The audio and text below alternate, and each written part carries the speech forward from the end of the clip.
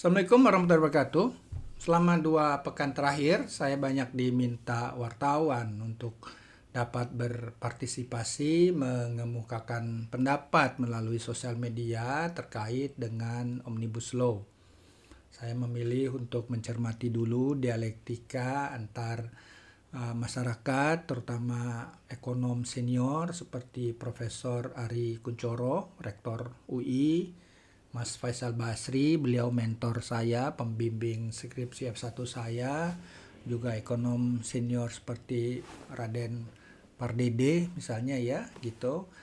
Saya simak ya dan menunggu juga masyarakat juga bisa lebih tenang ya. Oh ya, namun sebelumnya break dulu sebentar ya.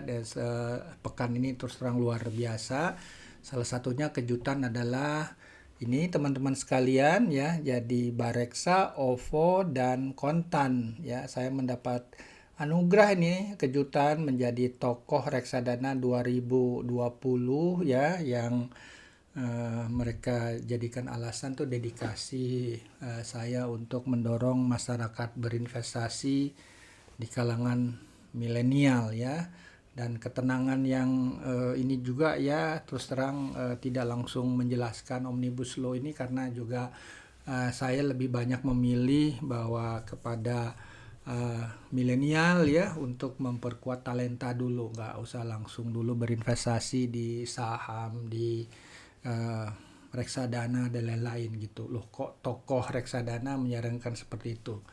Begini ceritanya, memang wabah COVID-19 ini betul-betul menurunkan trajektori pertumbuhan ekonomi Indonesia, kapasitas kita ya, gitu. Jadi sehingga risiko tuwir sebelum tajir itu sangat nyata. Nah, kita harus berubah, semuanya harus berubah ya. Dan yang namanya Omnibus Law itu adalah komitmen untuk perubahan ya. Jadi seperti saya sampaikan, ini COVID ini menyebabkan pola pemulihan ekonomi seperti huruf K ya. Ada saham, ada sektor yang moncer sekali, digital ekonomi, farmasi, remote workers, robotik ya, remote logistik gitu ya. Kemudian saham sektor yang atau saham yang katakanlah jadi pecundang itu seperti saham minyak misalnya ya, keuangan JP Morgan dan Wells Fargo itu turun ya year to date. Kemudian juga saham aviation ya, penerbangan dan tourism ya. Jadi saran saya, kita harus yang namanya perkuat dulu kita di sektor yang tepat atau enggak. Talenta kita, investasi itu yang terbaik itu pada talenta ya. Nah, saya juga apresiasi pandangan Mas Faisal ya, bahwa Indonesia itu dipenuhi oleh efisiensi ya, termasuk juga karena faktor korupsi ya. Namun saya berbeda pendapat nih dengan Mas Faisal yang mengatakan masalah di kita tuh bukan investasi ya, tetapi yang namanya inefisiensi nanti diukur berdasarkan ICOR. Mas Faisal mengatakan bahwa masa periode pemerintahan Jokowi ini ICOR-nya meningkat ya, dari sekitar 3,8 di masa lalu katanya ya, sekitar ke 6-an ya, 6,5 kalau nggak salah, sekarang menunjukkan tidak efisien gitu. Tapi saya juga ingin menyampaikan bahwa memang paling tidak 2 tahun terakhir ekonomi global itu slowing ya, karena ada tech and trade war gitu, dan Indonesia juga ditinggalkan oleh investor asing selama 4 tahun terakhir ya di saham. Mereka lebih menyukai di obligasi gitu. Jadi ini ada suatu hal yang boleh dibilang menarik nih untuk kita sampaikan ke publik, bahwa sejak 2012 ya terjadi defisit neraca berjalan ya, dan Pak Ari Kuncoro menyatakan bahwa kesulitan berusaha itu menyebabkan banyak pengusaha yang lebih senang menjadi pedagang, menjadi importir ya. Dan import itu adalah spending without production, yang tidak menciptakan income, hanya menciptakan hutang, karena defisit itu harus dibiayai ya, salah satunya melalui hutang. Nanti kita berisiko terkena kristal huta barat lagi ya, krisis total hutang tambah berat gitu. Nah, yang saya sampaikan itu adalah sebetulnya kita ada baiknya coba kita kalkulasikan. GDP per kapita Indonesia saat ini 4.500 gitu ya. Kalau menjadi mau negara kaya dengan acuan bawah 12.000 dolar ya per kapita per tahun, ya kalau kita punya waktu 10 tahun ya berarti kita membutuhkan pertumbuhan ekonomi sekitar 10,3% dalam dolar. Wah, ini berat sekali gitu. Jadi ini bisa dipastikan kita itu akan menjadi terjebak di middle income trap gitu. Nah, sekarang kita masih punya waktu. Kita harus menepis dan ini perlu dorongan yang sangat besar gitu. Itu sebabnya yang kita harus hadapi ini adalah secara bersama-sama gitu. Nah, saya lihat yang belajar dari sejarah juga ya. Jadi konflik bagaimana yang namanya Omnibus Law ini saya akan lihat lebih banyak antara pemerintah pusat dan daerah ya. Karena ketika setelah krisis moneter 98 kita memasuki era reformasi ya itu terjadi juga desentralisasi. Namun tidak lama setelah itu terjadi komoditi booming ya. Dan booming itu ada di luar Jawa. Nah, ini memperkuat raja-raja di daerah katanya ya. Nah, itu terjadi dinamika yang berbeda ya, bagaimana daerah yang lebih berkuasa tapi proses trickle down efeknya tidak sekuat dulu ya, sehingga terjadi boleh dibilang ekonomi meningkat tapi ketimpangan itu juga melebar ya. Dan ini sangat mewarnai kondisi sosial hingga sekarang, apalagi ada sosial media gitu. Nah, repotnya setelah komoditi booming berakhir ya sejak 2012 nih ya. Nah, ini permasalahannya pasti karena pungutan izin itu kan jadi pendapatan di daerah gitu ya. Sementara pusat menginginkan katakanlah adanya boleh dibilang penyederhanaan ya. Pasti ini akan menimbulkan permasalahan yang ada baiknya harus boleh dibilang diselesaikan ya. Dan yang terjadi sekarang ini memang deglobalisasi ya, dan Indonesia juga mengalami yang disebut penyakit Belanda nih ya. Ketika kita booming itu kita boros. Begitu besarnya dukungan untuk sektor primer ya, namanya seperti komoditas primer seperti CPO batu bara ya, karet gitu. Sementara yang namanya dukungan terhadap manufaktur itu boleh dibilang berkurang ya, apakah infrastruktur dasar, kecakapan sumber tenaga kerja, bahan baku. Nah, ketika komoditi berakhir ini manufakturnya udah babak belur gitu. Dan ini juga sangat sensitif nanti bagaimana masalah pengupahan, masalah pesangon dan lain-lain ya. Kita juga melihat bahwa konflik ini terjadi antara pekerja yang sudah ada dengan yang akan bergabung gitu. Namun saya sampaikan bahwa kalau pesangon menjadi suatu pertimbangan ya, kayaknya itu ini political ekonomi. Kalau tetap minta berapa tuh angkanya yang sangat besar ya, 32 ya, kerja mengharapkan pesangon katanya seperti orang nikah ya, mengharapkan pasti terjadi perceraian yang menguntungkan gitu ya.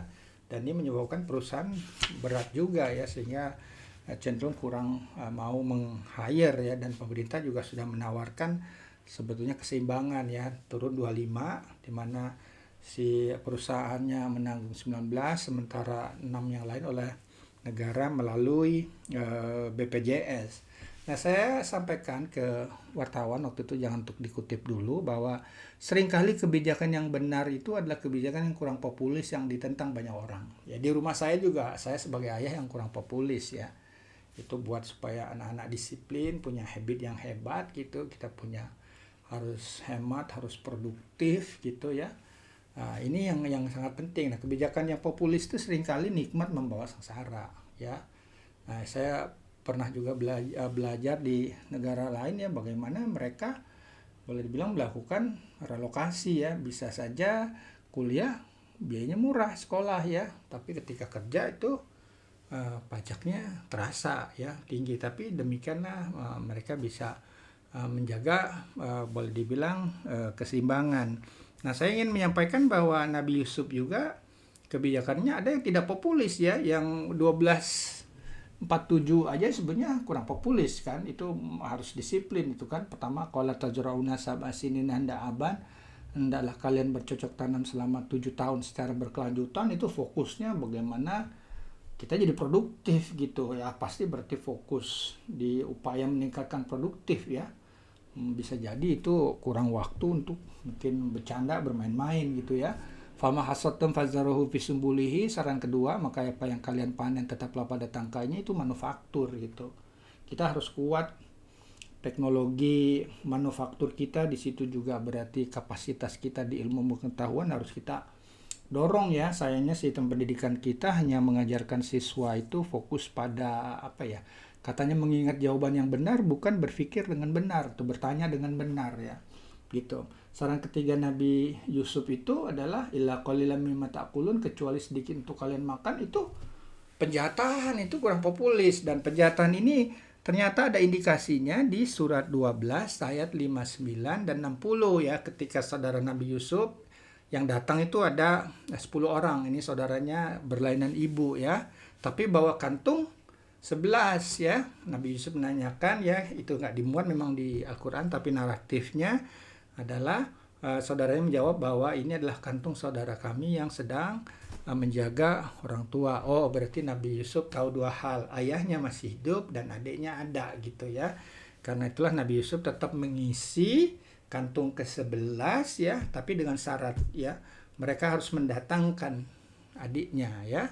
Tapi nggak dibilang di situ, tapi Nabi Yusuf juga melakukan senario alat pembayaran mereka membeli gandum itu ya, dimasukkan kembali ya, sehingga Nabi Yusuf akhirnya bisa bertemu dengan adiknya. Tapi anyway, ini adalah contoh kebijakan yang kurang populis. Nah, coba apa yang populis yang tadi yang nikmat membawa sengsara ya. Ketika booming komoditi ya, kita itu ternyata namanya belanja kita untuk mobil, seperti lihat pada peraga ini, luar biasa sekali ya. Tadinya neraca minyak kita surplus, namun akhirnya neraca minyak kita jadi defisit. Kita bukan negara OPEC lagi, kita adalah negara pengimpor minyak ya, karena produksi minyak kita hanya separuh ya.